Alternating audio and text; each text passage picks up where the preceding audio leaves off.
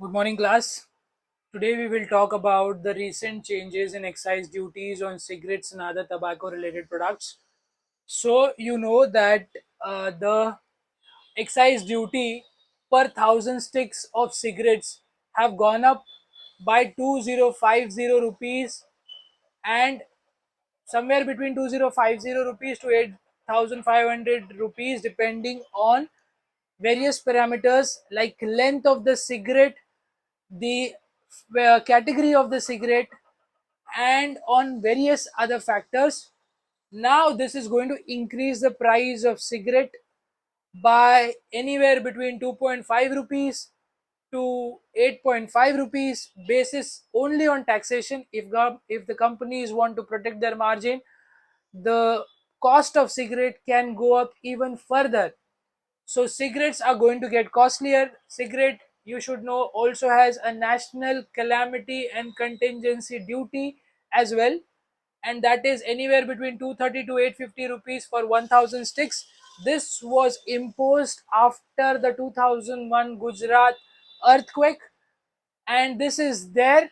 And whenever there is a calamity happens anywhere in any part of India, so funds from NCCD are utilized. So GST of 40% is directly levied on cigarette. Compensation cess has gone, so this compensation cess has come when the GST Act was introduced.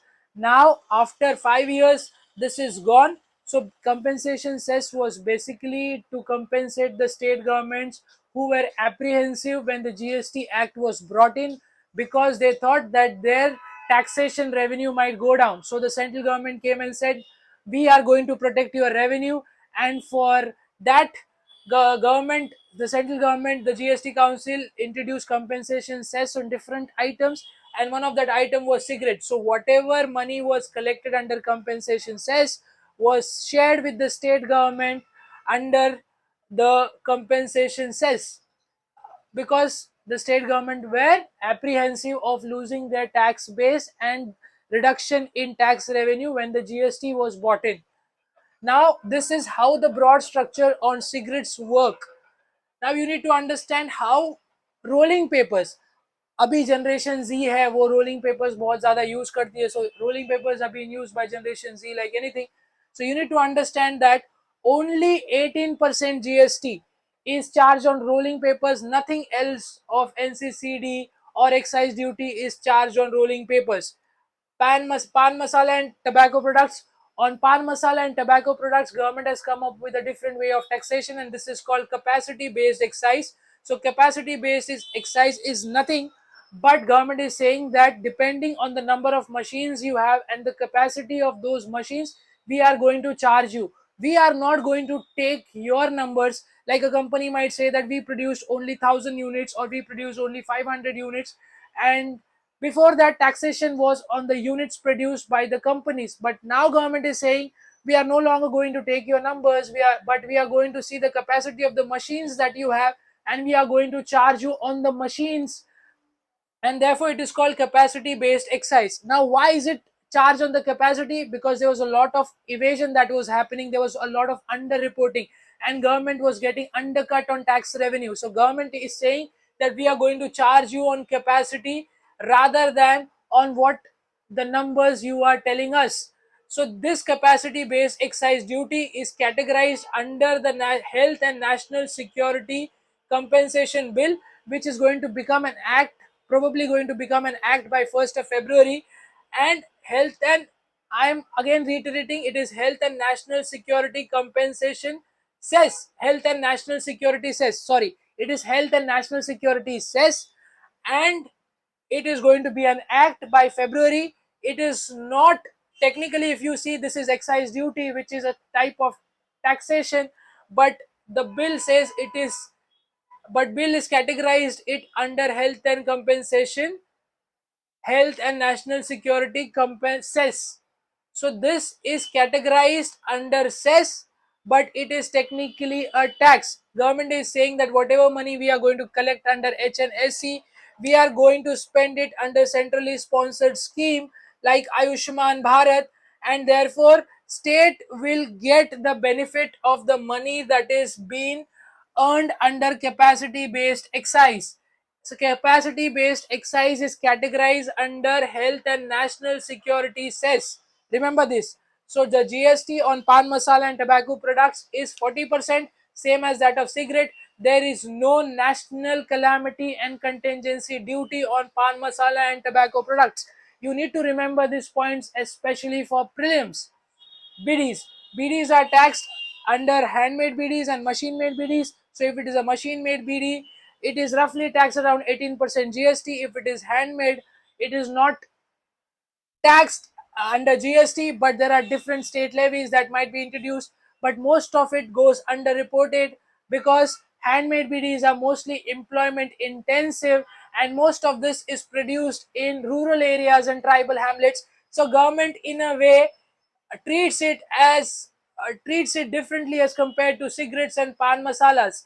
So you need to understand that the taxation on these varies, and I hope this is clear to you now.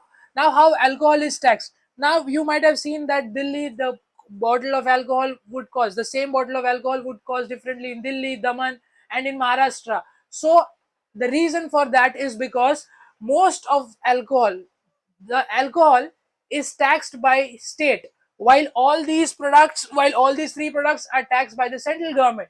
BDs are also taxed by state government, and BDs is indirectly taxed by state government. Central government does not deal with BDs, but alcohol, it is mostly dealt by the state government. So state government taxes it directly. So that is why a bottle of alcohol will cost differently in different states. In Daman and Diu and in other union territories, it is directly taxed by the central government, and you see that uh, even there the bottle of alcohol will cost differently. But you need to understand why alcohol and petroleum are not bought under GST regime. That is because there was a lot of opposition by the state governments when alcohol and petroleum was tried to be bought under GST, and now alcohol and petroleum constitute a major part of state budget. For instance, in UP, 40,000 crores, roughly 40,000 crores are collected under alcohol excise, and this is almost 20 to 25% of its budget. In Maharashtra, almost 37,000 to 38,000 crores are collected under alcohol excise, and that is around 10% of its budget. So the amount the states, you can say that the states are dependent on the taxes that they collect on alcohol, and they do not want it to let go. Similar is the case with petroleum, and therefore these two, alcohol and petrol, are kept under the purview, outside the purview of GST. So total government revenue when it comes to these three products are roughly around 75 to 80,000 crores, and that is almost 2 to 2.5% of gross tax collection of the central government. And therefore you understand how important it is for government to periodically revise these taxation so that their tax revenue doesn't get affected. Now, I have already told you what will happen to money collected under this. It will go to centrally sponsored scheme, a centrally sponsored scheme like Ayushman Bharat scheme, and that in turn will be spent. That in turn will be given to state government to be spent. So now I hope this entire topic is clear to you. In case if you have any doubt and if you want to watch many of my sessions, you can subscribe to the channel.